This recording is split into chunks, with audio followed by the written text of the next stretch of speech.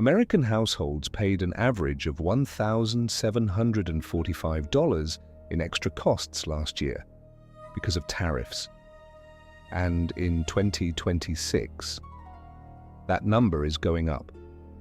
Most people have no idea this is happening to them. They just notice their groceries cost more, their electronics cost more, their rent went up, and they have no idea why. In the next 10 minutes, I'm going to show you exactly what's happening, why it's hitting your wallet right now, and, most importantly, 5 specific moves you can make this week to fight back. Move number 3 is the one most financial advisors won't tell you. Stay with me. Let's start with what tariffs actually are, because most explanations make this more complicated than it needs to be. A tariff is a tax. When an American company imports a product from another country, the US government charges a fee. The company pays that fee and almost always passes it directly to you, the consumer. At the start of 2025, the average US tariff rate was around 2.2%. By January 2026, it had jumped to over 10%. That's nearly a 5-fold increase in 12 months. The products getting hit hardest: electronics, clothing, cars, building materials, groceries, basically everything you buy. According to the Yale University Budget Lab, the average American household paid an extra $1,745 because of tariffs over the past year. That's not a projection. That already happened. There are 5 moves you can make right now to fight back.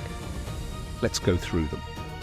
Move number 1, lock in prices before they go higher.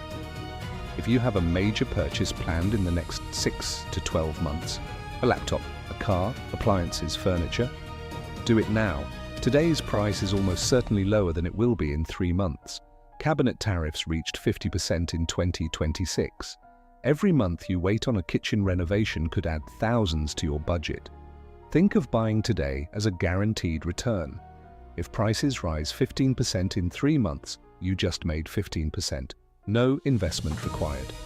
Move number 2, pivot to domestic brands and the second-hand market. Tariffs are taxes on imports. So US-made products are insulated from these price increases. Ask yourself before every purchase, is there a local alternative? Facebook Marketplace, ThreadUp, OfferUp. Smart buyers are getting the same quality for 30 to 50% less. No tariff, no markup, just value. And generic store brands are more competitive than ever. You're paying for the label, not the quality. Move number 3. And this is the one most people overlook. Attack your high-interest debt right now. Tariffs drive up inflation. Inflation keeps interest rates high. The Fed held rates at 3.5 to 3.75% in March 2026, with only one small cut projected for the rest of the year. If you're carrying credit card debt at 20+% interest, consolidate it now. 0% balance transfer cards give you 12 to 21 months to hammer the principal. Every dollar paid off is a guaranteed 20% return. No stock, no crypto can promise you that. This is the highest return move on this entire list. Move number 4, rebuild your emergency fund, but smarter. The standard advice is 3 to 6 months of expenses in savings. That's still correct. But where you keep it matters enormously. High-yield savings accounts are currently paying between 4 and 5%, the highest in over a decade. A regular bank account earning 0.01% means you're losing money to inflation every single day. The difference on $20,000. $2 per year in a regular account versus $900 in a high-yield account. Same money, 0 extra risk. Fidelity, Ally, and SoFi all offer these accounts, and setting one up takes 15 minutes. With JPMorgan putting recession odds at 35% for 2026, a funded emergency account is not optional right now. Move number 5, reposition your investments for inflation. First, Treasury. Inflation-protected securities or TIPS. These government bonds automatically adjust with inflation, making them a direct hedge against what's happening right now. Second, diversify geographically. Markets less exposed to US-China and US-Europe trade tensions may outperform this year. Third, don't panic.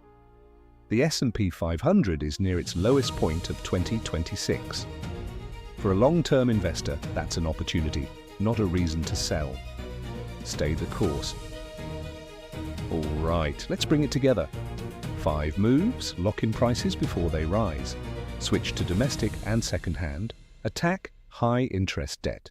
Move your emergency fund to a high-yield account. And reposition for inflation.